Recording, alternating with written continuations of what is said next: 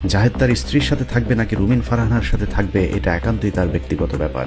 জাহেদকে নিয়ে অনলাইনে কাড়াকাড়ি না করে বরং বাংলাদেশের সবচেয়ে সুদর্শন পুরুষ ডাক্তার জাহেদকে তারা রুটিন করে ভাগ করে নিলেই সুষ্ঠু সমাধান সম্ভব। হতে পারে সপ্তাহে 3 দিন রুমিন ফারহানার সাথে, 4 দিন নাসরিনের সাথে। তবে জাহেদ কতটুকু গুলিয়ে উঠতে পারবে সেটাও মাথায় রেখে ভাগাভাগি করতে হবে দুজনকেই। আপাতত আমরা মূল অনুসন্ধানে যাই। বাস্তবে আমাদের অনুসন্ধানের ক্ষেত্র আর জাহেদের স্ত্রীর অভিযোগের দূরত্ব আকাশ মাটির সমান। আওয়ামী আমলের শুরু থেকে আজ পর্যন্ত জাহেদ হানি ট্র্যাপ হিসাবে একজন নারীকে ব্যবহার করেছে। জাহেদের টার্গেটে যে যখন পড়েছে তখনই তার খাটে ওই নারীকে তুলে দিয়ে স্বার্থ উদ্ধার করেছে ডাক্তার জাহেদুর রহমান। আমাদের অনুসন্ধানে উঠে আসা তথ্য অনুযায়ী জাহেদের ওই হানি ট্র্যাপের সবশেষ শিকার তারেক রহমানের ঘনিষ্ঠ এক লন্ডন ফেরত বিএনপির প্রভাবশালী ব্যক্তি, যিনি বিএনপির আন্ডারগ্রাউন্ডের থেকে কাজ করেন। তবে আমরা আরও এক যুগ পেছন থেকে শুরু করতে চাই। অনুসন্ধান বলছে ডাক্তার জাহেদের প্রথম শিকার ছিল মহিউদ্দিন খান আলমগীর, যিনি তৎকালীন সময়ে আওয়ামী লীগের স্বরাষ্ট্র মন্ত্রী হিসেবে দায়িত্ব পালন করছিলেন।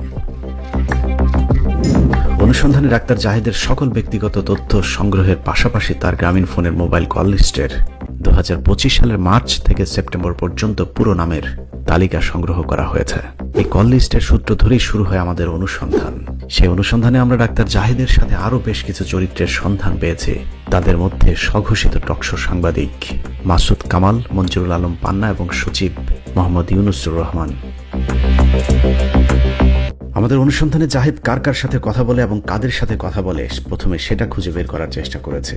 জাহেদের সাথে সবচেয়ে বেশি কথা হয় এরকম সন্দেহজনক একটি নাম্বার ধরেই আমাদের অনুসন্ধানের শুরু। ওই নম্বরের মালিকানা নিশ্চিত হতে আমরা তার জন্ম নিবন্ধনটি সংগ্রহ করি। জন্ম নিবন্ধন অনুযায়ী সেই নম্বরের মালিক ফারজানা আলম নামে জনৈক এক নারী। জাহেদের কল লিস্টের সূত্র ধরে আমাদের অনুসন্ধানে প্রথমবারের মতো দৃশ্যপটে আসেন ফারজানা আলম।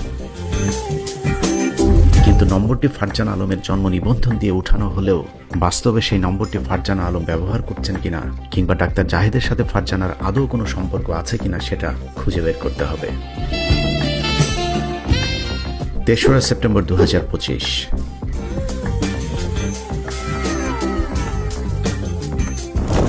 একটি সূত্র আমাদেরকে জানায় সেখানে জনৈক মকবুল আহমেদ খানের সাথে ডাক্তার জাহেদের একটি গোপন বৈঠক চলছে। ওই দিনের বেশ কিছু ছবিও আমাদেরকে পাঠানো হয়। ওই ছবি থেকে আমরা ফারজানা আলমের সাথে জাহেদের ঘনিষ্ঠতার বিষয়টি নিশ্চিত হই, কারণ আমরা যে ফারজানা আলমের জন্ম নিবন্ধন তুলেছিলাম সেই ফারজানা আলম আর এই ফারজানা আলম একই ব্যক্তি। এরপরেই আমরা ওই নারীকে নিয়ে অনুসন্ধান শুরু করি। অনুসন্ধানের এক পর্যায়ে ওই নারীর একটি আপত্তিকর ভিডিও আমাদের হাতে আসে, যেই ভিডিওটি বেসরকারি বিশ্ববিদ্যালয় ইউরোপিয়ান ইউনিভার্সিটি অব বাংলাদেশের ভাইস চেয়ারম্যান মকবুল খানের।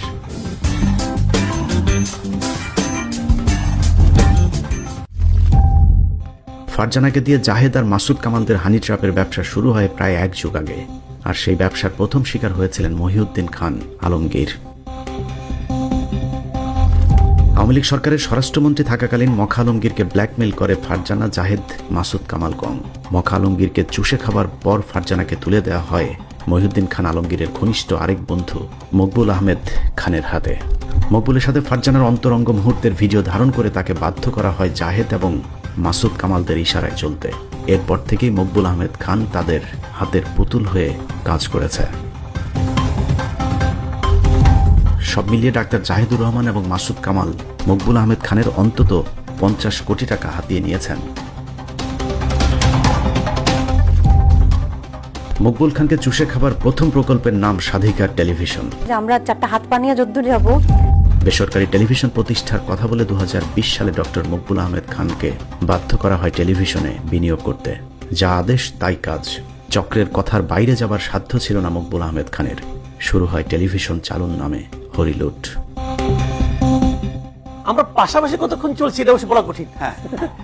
পাশাপাশি টেলিভিশন প্রতিষ্ঠান নামে চক্রটি যেসব নাটক করেছিল তার কিছু নথিও আমাদের হাতে এসেছে। 15 মিনিটসের অনুসন্ধানে পাওয়া নথিতে দেখা যায় টেলিভিশনের ব্যবস্থাপনা পরিচালক জাহিদুর রহমান এবং সঞ্চালক উপস্থাপক হিসেবে মাসুদ কামাল, ফারজানা আলম এবং নাশকতার মামলায় আটক মঞ্জুরুল আলম পান্নার সহ বেশ কিছু প্রতারকের সংশ্লিষ্টতা পাওয়া যায়। কেক কেটে প্রতিষ্ঠানের উদ্বোধন সহ টেলিভিশনের প্রচারণার নামে নানা ধরনের প্রতারণার প্রমাণও আমাদের হাতে পেয়েছে।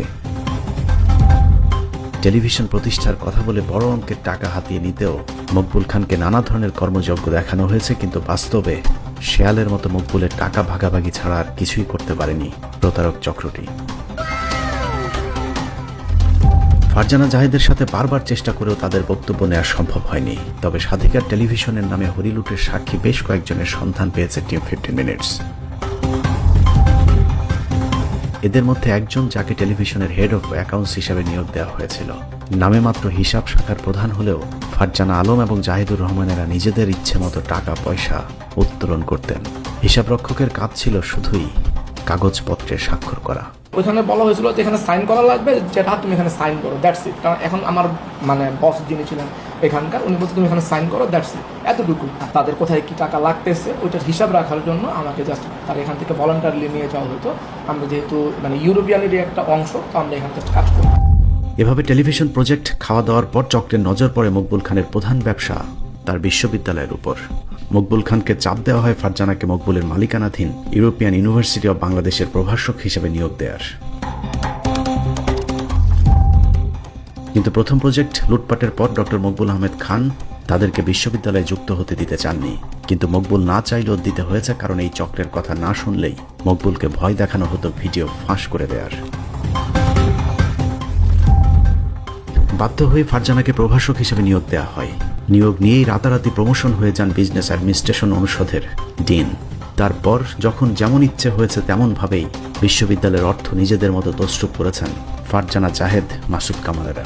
বিশ্ববিদ্যালয় কর্তৃপক্ষের অবাক হয়ে তাকিয়ে দেখা ছাড়া যেন কিছুই করার ছিল না। আমাদের একটা গ্রুপ ছিল, যে গ্রুপের মধ্যে ডক্টর জাহিদ ছিলেন, ফারজানা ছিলেন, তারপরে আরও একজন ভদ্রলোক ছিলেন, মানে সামথিং মাসুদ নাম বা এরকম, তার একটা গ্রুপ ছিল। ডক্টর ইয়ের সাথে মকবুলের সাথে তাদের একটা ভালো কানেকশন ছিল, দেওয়ারের টিম সোজা কথা বলা যায়। ফারজানা, তারপরে ডক্টর মকবুল, ওনাদেরকে নিয়ে উনি যে কাজটা করেছেন, এটা আমাদের it was not expected from him, আমরা মনে করি। এরই মাঝে বিশ্ববিদ্যালয় কর্তৃপক্ষের হাতে আসে এক ভয়াবহ তথ্য।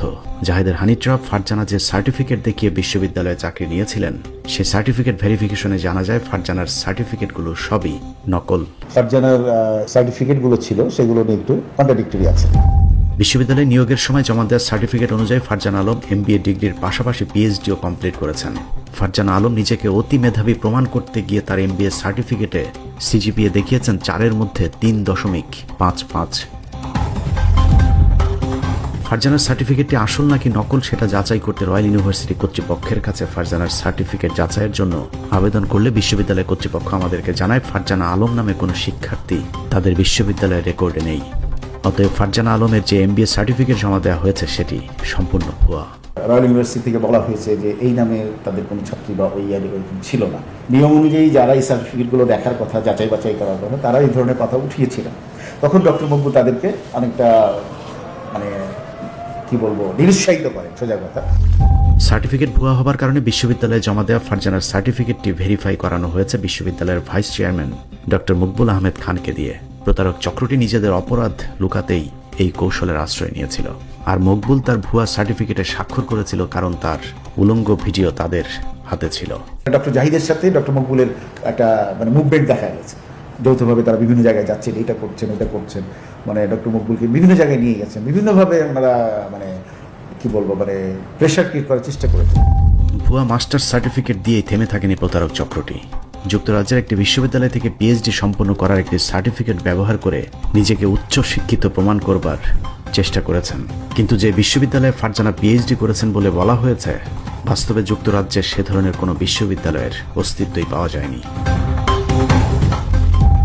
এত কিছুর পরেও ফারজানাকে বিশ্ববিদ্যালয় থেকে সরানো যায়নি, কারণ তাদের হাতে ছিল মকবুল খানের ভিডিও।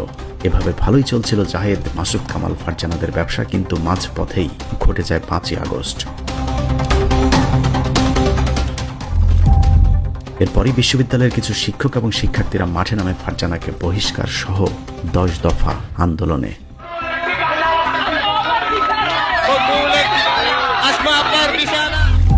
কিন্তু জাহেদরা কোনোভাবেই ফারজানাকে বহিষ্কারের শর্ত মানতে রাজি না, যে কারণে মকবুল খান সাফ জানিয়ে দেন প্রয়োজনে শিক্ষার্থীদের উপর হামলা চালানো হবে, তবুও ফারজানাকে বিশ্ববিদ্যালয় থেকে সরানো যাবে না। অনৈতিক সম্পর্ক একজন মহিলার সাথে, প্লাস দুর্নীতি, অর্থনৈতিক দুর্নীতি, এইগুলো নিয়ে স্টুডেন্টদের আন্দোলন ছিল। এই আন্দোলন যখন করতে যায় তখন তাদেরকে থ্রেট করা হয়েছিল যে তার পিস্তল আছে, সে পিস্তল দিয়ে গুলি করবে। এরপর শিক্ষার্থীরা মকবুলের পদত্যাগের দাবিতে এক দফার আন্দোলন শুরু করলে মকবুল খান উভয় সংকটে পড়েন।